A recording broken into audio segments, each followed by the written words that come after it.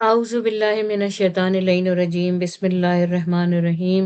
الحمد لله رب العالمين والصلاة والسلام على أشرف الأولين والآخرين إن الله وملائكته يصلون على النبي يا أيها الذين آمنوا صلوا عليه وسلموا تسليما ربي اشرح لي صدري ويسر لي أمري واحلل عقدة من لساني يفقهوا قولي ربي يسر ولا تعسر وتمم بالخير اللهم صل على محمد وآل محمد اللهم صل على محمد وآل محمد सलाम अलैकुम तमाम मोमिन और मोमिनात। जैसा कि आप लोग जानते हैं कि मारिफत क़ुरआन का प्रोग्राम जारी है और इसके अंदर हम सूरह निसा की उन आयत का अहाता कर रहे हैं जो कि फ़ज़ाइल मोहम्मद व आले मोहम्मद में नाजिल हुई और उन आयत का भी अहाता कर रहे हैं जिनमें हमने अपने गैरों से तफसीर लेने के बाद से अपनी ज़िंदगी में राइज कर लिया है, उसकी भी हम सही कर रहे हैं। तो आज इस आयत का मैं यहाँ पे तफसीर करूँगी, वो है सूरह निसा की आयत नंबर 41 और ये मैं आपके सामने पढ़ती हूँ कि बिस्मिल्लाहिर्रहमानिर्रहीम फ़कैफ़ इज़ा जअना मिन कुल्ली उम्मतिन बिशहीदिन व जअना बिका अला हाउलाइ शहीद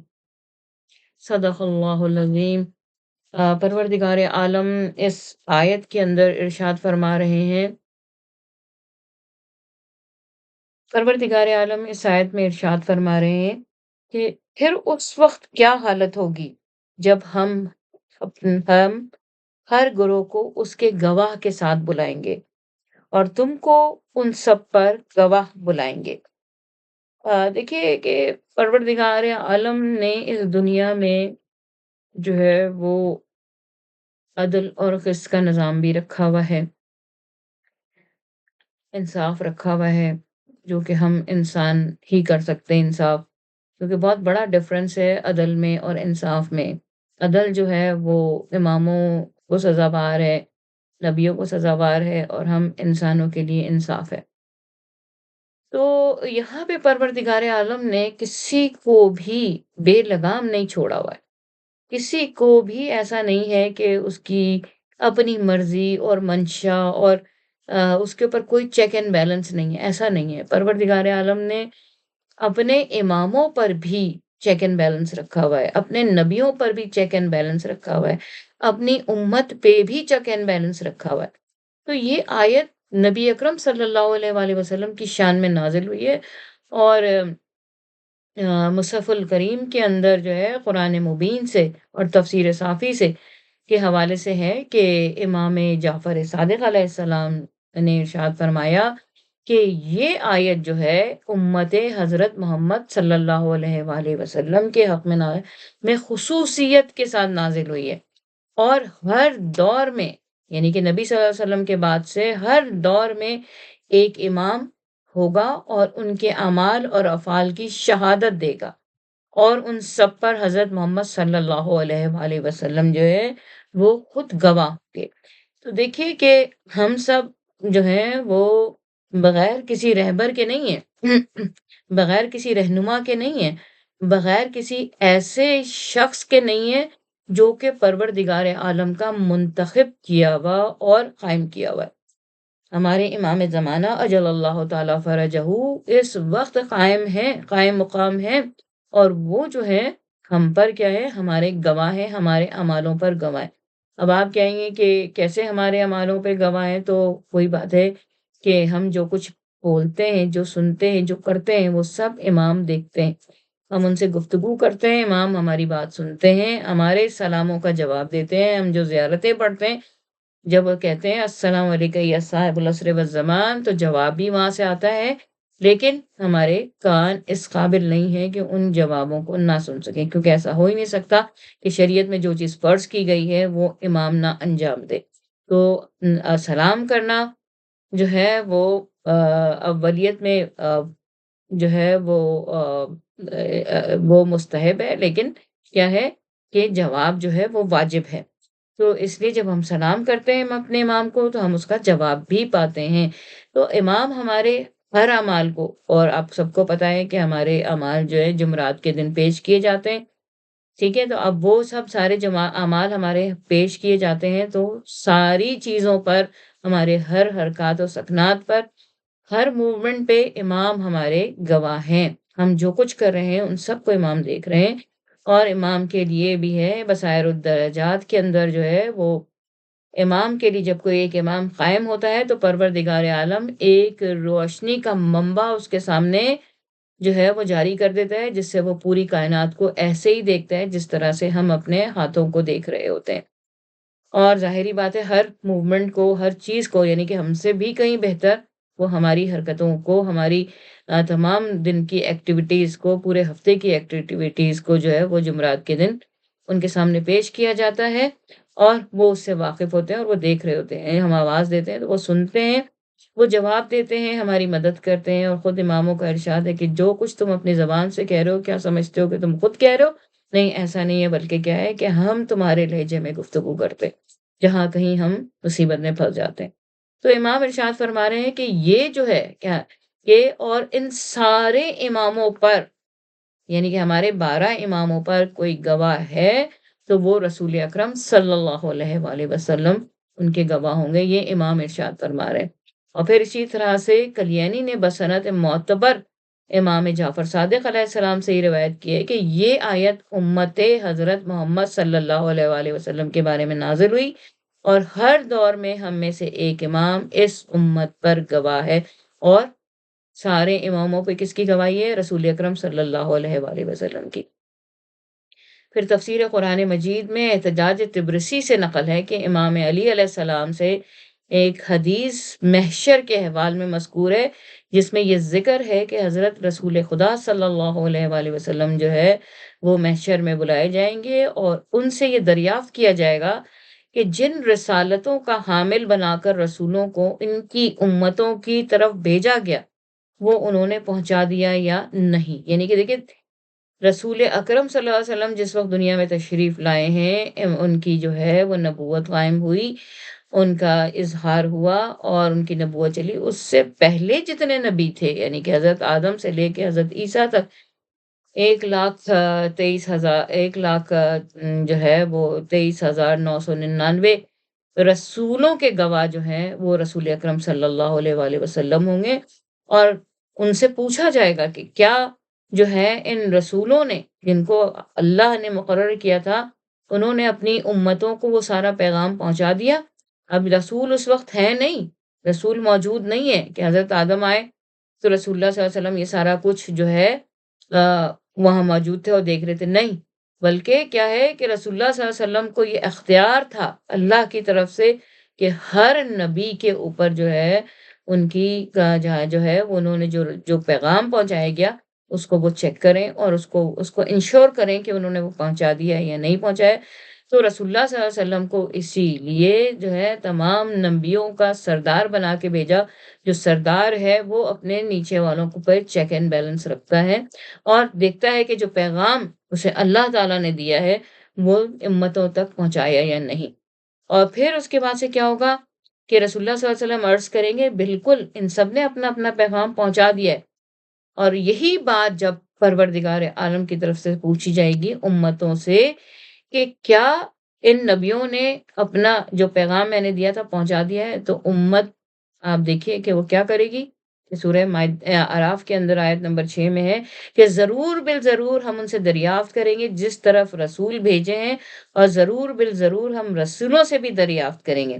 اور اسی طرح سے سورہ مائدہ میں بھی ہے کہ وہ امتیں جو کچھ کہیں گی اس کی بھی خبر دے دی جائے گی۔ اور وہ کیا خبر دیں گی؟ سمجھے، وہ یہ خبر دیں گی کہ ہمارے پاس سورہ مائدہ آیت نمبر 19 کے اندر پروردگار عالم نے ارشاد فرما رہا ہے، ما جاءنا من بشیر ولا نذیر، ہمارے پاس کوئی خوشخبری دینے والا نہیں آیا، کوئی ڈرانے والا نہیں آیا۔ اس وقت رسول اللہ صلی اللہ علیہ وسلم کو اپنا گواہ بنائیں گے تمہارے تمام نبی، اور بس حضرت صلی اللہ علیہ وآلہ وسلم جو ہے وہ رسولوں کی تصدیق اور ان کے امتوں کے منکروں کی تکذیب کی گواہی دیں گے۔ کہ آپ خود جانتے ہیں کہ ایک ایک دن میں امتوں نے 70 جو ہے وہ نبیوں کو تہ تیغ کیا، اور بازاروں میں ایسے ہی گھوم رہے تھے جیسے کہ انہوں نے کوئی ایسا کبھی فعل انجام نہیں دیے، کوئی ندامت ہی نہیں تھی ان کی۔ اور ہر امت سے آپ فرمائیں گے بلا قد جاءکم بشیرا و نذیر واللہ علی کل شیء قدیر، بے شک تمہارے پاس بشیر و نذیر آیا اور اللہ ہر شے پر قادر ہے۔ تو اب یہ اس سے بتانا مقصود ہے کہ واللہ علی کل شیء قدیر سے، کہ یہاں امت کو یہ بتانا مقصود ہے کہ اللہ تعالیٰ اس بات پہ قادر ہے کہ تمہارے اعضاء سے بھی اس بات کی گواہی دلوا دے کہ ان رسولوں نے اپنی رسالت تم تک پہنچا دی ہے۔ یعنی کہ اللہ کی قدرت اس قدر ہے اور اللہ تعالیٰ اپنے رسول اللہ صلی اللہ علیہ وآلہ وسلم سے فرمایا کہ وہ جناب رسالت مآب صلی اللہ علیہ وآلہ وسلم کی شہادت کو رد نہ کر سکیں گے، یعنی کہ امت جو ہے وہ رد نہیں کر سکے گی، اس خوف سے کہیں گے کہ ان کے منہ پر مہر نہ لگا دی جائے اور ان کے اعضاء و جوارے گویا نہ کر دیے جائیں، یعنی کہ امت خوف زدہ ہو جائے گی اس بات سے کہ ان کے منہ تو چپ کر دیے گئے ہیں، لیکن کیا ہے کہ جو جسم کے اندر خون سرایت کر رہا ہے، جو آپ کی جسم میں اعضاء ہیں، آنکھیں ہیں، زبان ہے، یہ سب اس بات کی گواہی دیں کہ رسولوں نے اپنا پیغام جو ہے وہ امتوں تک پہنچا دیا ہے، امت کو یہ خوف ہو جائے گا۔ تو پھر کیا ہوگا کہ اس کے بعد حضرت صلی اللہ علیہ وسلم اپنی قوم اور اپنی امت کے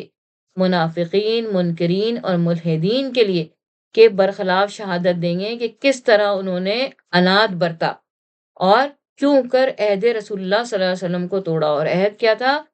انی تارکم فیکم الثقلین کتاب اللہ و اطرتی، کہ تمہارے درمیان دو چیزیں گراں قدر چھوڑے جا رہا ہوں، ایک میری کتاب اور میری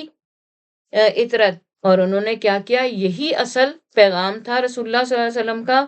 کہ ان سے متمسک رہو، اور یہی وعدہ تھا جس عہد کو انہوں نے توڑا، اور کس طرح سنت رسول اللہ صلی اللہ علیہ وآلہ وسلم کو بدلا، کیسے کیسے اہل بیت رسول اللہ صلی اللہ علیہ وسلم پر زیادتی کی، اور کیوں کر اپنے پچھلے پاؤں اپنے پچھلے دین پر پلٹ گئے، کس طرح سے ارتداد اختیار کیا، اور پچھلے انبیاء کی ظالم اور خائن امتوں کی کس درجہ تک پوری پیروی کی۔ آپ دیکھ سکتے ہیں کہ کرتے ہیں لوگ، اور ان کے قدم با قدم چلے، اور اس زبردست شہادت کے گزرنے پر سب گھبرا کر اقرار کریں گے، تب نبی اکرم صلی اللہ علیہ وسلم یعنی کہ ہم سب اقرار کریں گے اس بات کا، اے پروردگار، سورہ مومنون آیت نمبر 6 میں پروردگار عالم ارشاد فرما رہے ہیں، ربنا غلبت علینا شقوتنا وکننا قوما زعالین، اے پروردگار ہماری بدبختی ہم پر غالب ہو گئی اور ہم گمراہ ہو گئے۔ تو دیکھیے کہ بدبختی کہاں سے ہے؟ جب خود کسی چیز کو دعوت دی جائے تو بدبختی جو ہے وہ غالب ہوگی، آپ اس در کو چھوڑ دیں، اس در سے دشمنی کر لیں، ان کا جو ہے ان سے جو ہے وہ بغض رکھیں، ان سے متمسک نہ رہیں، اور قرآن پاک کی تعلیمات کو توڑ مڑوڑ کے پیش کریں،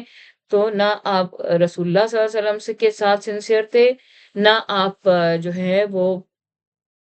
اہل بیت اطہار کے ساتھ، اور نہ قرآن کے ساتھ۔ تو بس اس کا مطلب یہ ہے کہ اللہ کے بھیجے ہوئے دین پر آپ کا یقین ہی نہیں تھا۔ تو اس لیے اپنے اپنے دین کے کو درست کریں، اور جو پیغام محمد و آل محمد کا ہے اس سے سب متمسک رہیں، اس کے ذریعے سے چلیں اور اس کو سمجھیں، اور سمجھ کے پیروی کریں، یہ نہیں کہ بس سمجھ لیا اور ٹھیک ہے، یقین بھی ہونا چاہیے، نیت بھی ہونی چاہیے۔ ان تمام چیزوں کے لیے جو ہے آپ کو کسی اور در پہ جانے کی ضرورت نہیں، کہیں سے آپ کو بچا کچھا جھوٹا یہ سب لینے کی ضرورت نہیں، جبکہ آپ کو بہترین پاک اور پاکیزہ لوگوں سے پاک اور پاکیزہ جو ہے علم مل رہا ہے، تو اس در سے متمسک رہیے، اور محمد و آل محمد کے در سے بہترین در اس دنیا میں کوئی بھی نہیں، اس دنیا میں بھی آخرت میں بھی اس کائنات میں ان سے بہترین در کوئی نہیں ہے۔ اور اپنے امام سے متمسک رہیں، ان سے گفتگو کریں، ان کا احوال لیں، اپنا احوال لیں، اور دین کی پیروی کریں۔ اسی کے ساتھ ہم پروگرام تمام کرتے ہیں۔ یا اللہ ہمارے گناہان کبیرہ اور صغیرہ کو بخش دے، پروردگار حضرت آدم سے لے کے آج تک جو لوگ پیوند زمین ہوئے ان سب کو جوار مولا امام حسین علیہ السلام میں محشور فرما دے۔ پروردگار میرے مولا و آقا امام زمانہ کو صحت سلامتی طول عمر عطا فرما، اور جلد از جلد ان کی حکومت کو قائم فرما دے، ہماری آنے والی نسلیں اور جو نسلیں گزر چکی ہیں سب اور ہم سب امام زمانہ اجل اللہ تعالیٰ فرجہ کی جو ہے وہ نصرت اور پیروی اور ان کی مدد کریں۔ پروردگار عالم جو لوگ بیمار ہیں ان سب مومن و مومنات کو بحق امام زین العابدین علیہ السلام صحت کاملہ اور عاجلہ عطا فرما دے۔ پروردگار عالم جو لوگ اپنے رزق اور روزگار کی وجہ سے پریشان ہیں مومن و مومنات، آج ابھی اسی وقت ان سب کو جو ہے بحق امام جعفر صادق علیہ السلام بہترین رزق اور روزگار کی نوید سنا۔ پروردگار ہم سب کو در محمد و آل محمد سے متمسک رہے، ہم زندہ رہیں جب گزر جائیں جب بھی۔ اسی کے ساتھ اجازت دیجیے۔ الا لعنت اللہ قوم الظالمین انک انت السمیع العلیم۔ اللہم صلی علی محمد و آل محمد وسلام۔ سید ارباب قاسمی۔